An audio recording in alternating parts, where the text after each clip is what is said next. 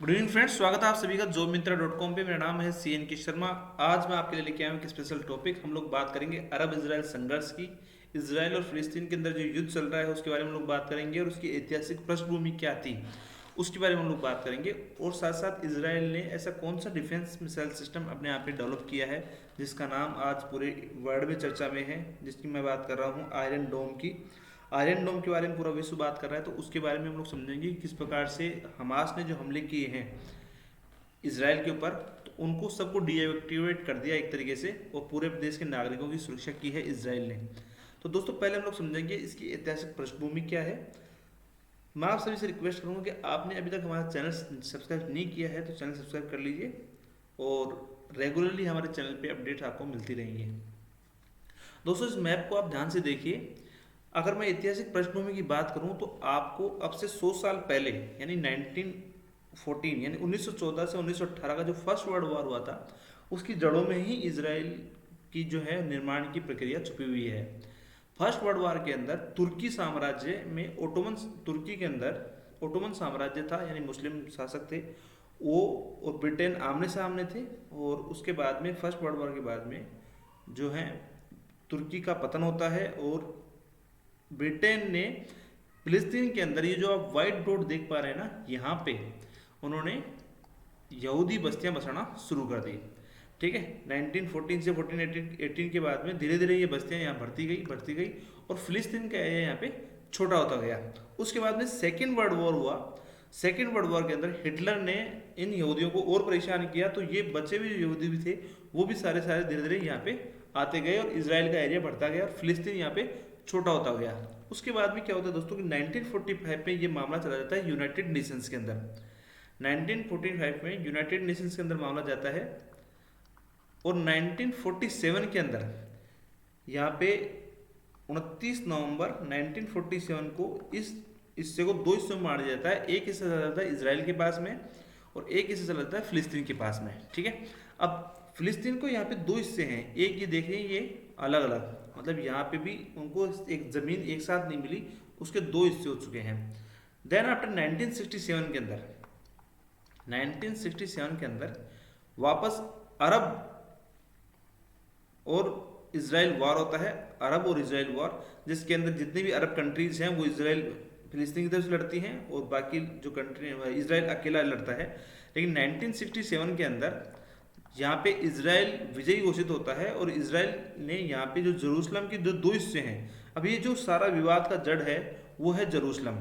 ठीक है, ये जो जेरूसलम है इसके दो हिस्से थे, पूर्वी और पश्चिमी। तो इसराइल ने 1967 के अंदर जो वार हुआ उसमें उन्होंने अरब वार को जीता। उसके बाद में इन्होंने पूर्वी और पश्चिमी दोनों हिस्सों पे अपना कंट्रोल कर लिया यहाँ पे। और जो तीनों धर्म है, तीनों धर्म का मतलब बात करूँ क्रिश्चियनिटी की, मुस्लिम और यहूदी, तीनों धर्म का जो जन्म है, उसकी जो जड़ें हैं, धर्म की जो जड़ें हैं मुख्यतः वो इसी हिस्से से यानी जेरूसलम। तो जेरूसलम एक तरीके से ईसाइयों के लिए भी, मुस्लिमों के लिए भी और यहूदियों के लिए एक पवित्र स्थान माना जाता है और इसी स्थान के लिए लड़ाई सारी लड़ी जा रही है। जो अभी देख पा रहे हैं गाजा पट्टी मेडिटेरियन सी के पास में, और ये वेस्ट बैंक जो जॉर्डन के हिस्से पे है, ये हमारा डेड सी है। ठीक है, ये वेस्ट बैंक और गाजा पट्टी जो है वो फिलहाल फिलिस्तीन के पास में है और जो बचा हुआ जो एरिया है ये इसराइल के पास में है। इसके इस साइड में इजिप्ट है और यहाँ पे जॉर्डन है। ये मुस्लिम कंट्री है, ये भी एक मुस्लिम कंट्री है, और ये इसराइल जो है वो सऊदी कंट्री है। अब वर्तमान में क्या सिचुएशन है वो आपके सामने है। जो मैं आपको बता रहा हूँ, तीन विवादित क्षेत्र हैं। एक ये गाजा, ठीक है, दूसरा वेस्ट बैंक और तीसरा एक गोलन हाइट्स।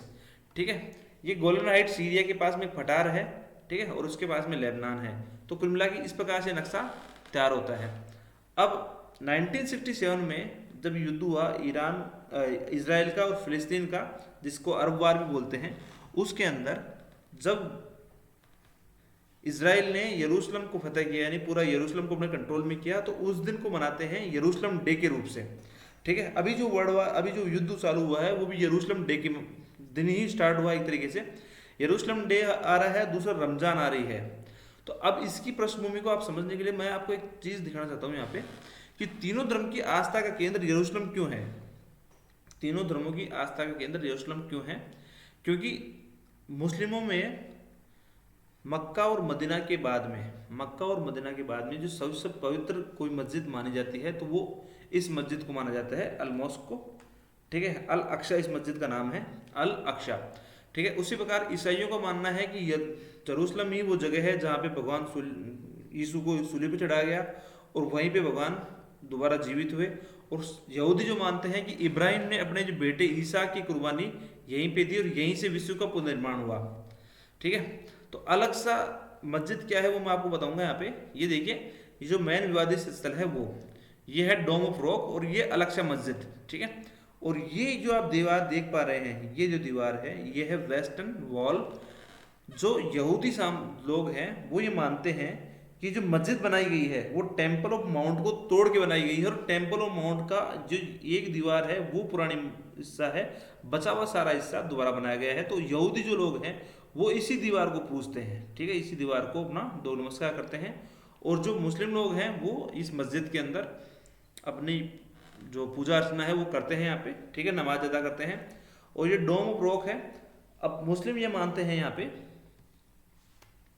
अलग सा मस्जिद है। मुस्लिमों को मानना है कि पैगंबर मोहम्मद मक्का से यहीं आए थे और इसी मस्जिद के पास डोम ऑफ रॉक भी है। और मुस्लिमों के अनुसार यहीं से पैगंबर मोहम्मद ने स्वर्ग की यात्रा की थी और मक्का मदीना के बाद मुस्लिमों में सबसे पवित्र जगह इसी को माना जाता है। इसी तरीके से यरूशलेम में ईसाइयों का पवित्र church, the Church of the Holy Sepulchre भी यहीं पे है। दुनिया भर के ईसाइयों का मानना है कि ईसा मसीह को इसी जगह सूली पे चढ़ाया गया था और यही वह स्थान है जहाँ पर ईसा मसीह फिर से जीवित हुए। अब यहीं पे जब यरूशलेम की बात करूँ तो वहीं पे जो यहूदियों की बात करते हैं, तो जो मैंने आपसे वेस्टर्न वॉल की बात करी थी कि यहूदियों का कहना है कि यहाँ कभी उनका पवित्र मंदिर था और यह दीवार उसी मंदिर की बची हुई एक निशानी है। और यहीं पे यहूदियों की सबसे पवित्र जगह होली ऑफ होलीज है। यहूदी मानते हैं कि इब्राहिम ने अपने बेटे ईसा की जो कुर्बानी है वो यहीं पे दी थी, ठीक है, और यहीं से विश्व का पुनर्निर्माण हुआ था। तो कुल मिला के बात आप ये समझ सकते हैं कि तीनों जो धर्म हैं उनकी जो जड़ें हैं वो यरूशलेम में है और यरूशलेम ही सबसे विवादित जगह है। अभी हाल ही में क्या हुआ है, हाल ही में शेख जरा एक जगह है जहाँ पे अभी रमज़ान चल रहा है और बहुत सारे जो मुस्लिम वहाँ पे अपनी जो नमाज अदा करने के लिए आते हैं, तो इसराइल ने वहाँ पे ऑलरेडी कॉर्डन ऑफ कर दिया, यानी कुछ एरिया को सीमित कर दिया कि वहाँ पे कोई लोग भीड़ इकट्ठी नहीं हो इस वजह से। और वहाँ से फिर ये विवाद शुरू होता है और हमास एक संगठन है जिसको इसराइल ने आतंकवादी संगठन घोषित कर रखा है। ये फिलिस्तीन का एक संगठन है और हमास ने यहाँ पे फिर बहुत सारी मिसाइल से अटैक किया है। ये सारी स्टोरी है वो द हिंदू में छपी है, ठीक है। और ये वो जो मैं मस्जिद मैं बता रहा हूँ, ये वो दीवार है, अल अक्सा के नाम से दीवार है, ठीक है। तो ये बेसिकली एक ऐतिहासिक स्थल है, विश्व के सबसे प्राचीन स्थलों में से माना जाता है और तीनों धर्मों का कहीं ना कहीं आस्था का केंद्र रहा है। और इसी का ये विवाद सारा यहाँ पे पनपा है। जो ये दीवार देख पा रहे हैं ना, ये वो दीवार है जिसके बारे में मैं आपसे बात करूँगी। जो यहूदी जो है वो इस दीवार को पूजन करते हैं, वो मानते हैं कि ये उनकी दीवार जो मंदिर था पहले उसका ये हिस्सा है, ठीक है। ये तो हुई पुराना ऐतिहासिक संदर्भ की बात कि ये इसराइल कैसे बना, क्या बना। अब यहाँ पे इसराइल ये दो हिस्सों में बटा हुआ है, गाजा पट्टी और वेस्टर्न बैंक में, ठीक है। ये वेस्ट बैंक है और ये गाजा पट्टी है और ये इसराइल है। इसराइल सारा कंट्रोल करता है रामल्ला से, ओ सॉरी फिलिस्तीन जो सारा कंट्रोल करता है वो रामल्ला फिलिस्तीन की राजधानी है, वहाँ से सारा वो कंट्रोल करता है, ठीक है।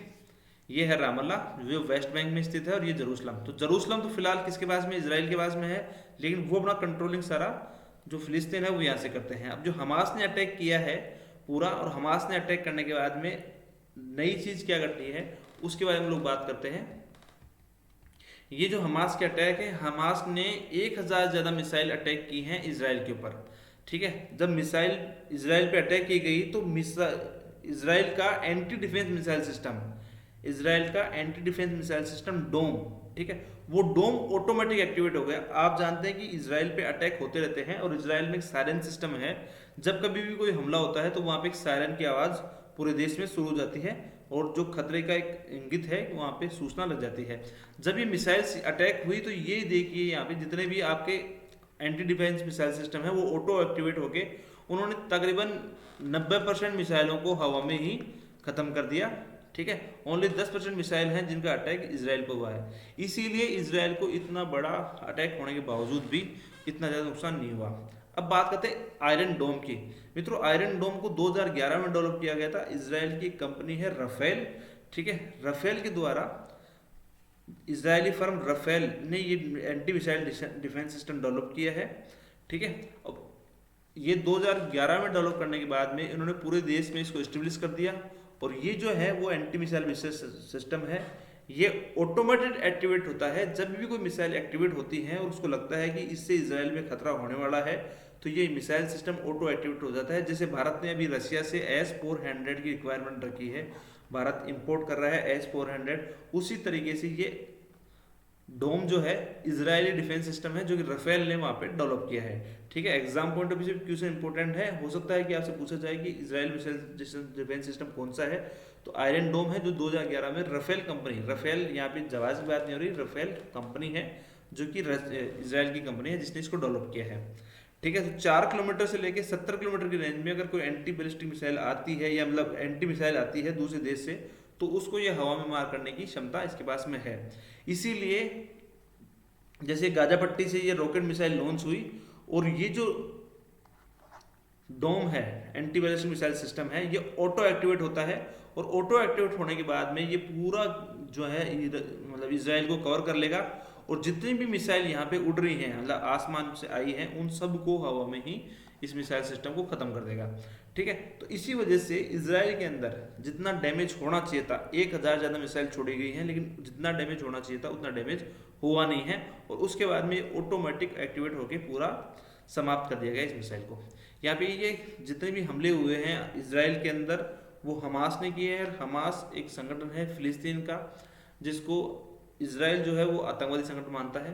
ठीक है फ्रेंड्स, ये हमारा आज का एक वीडियो था जिसमें हम लोगों ने आपसे जो अरब इजराइल का संघर्ष है उसके बारे में आपको बताया है, डिफेंस मिसाइल सिस्टम के बारे में हमने बताया है।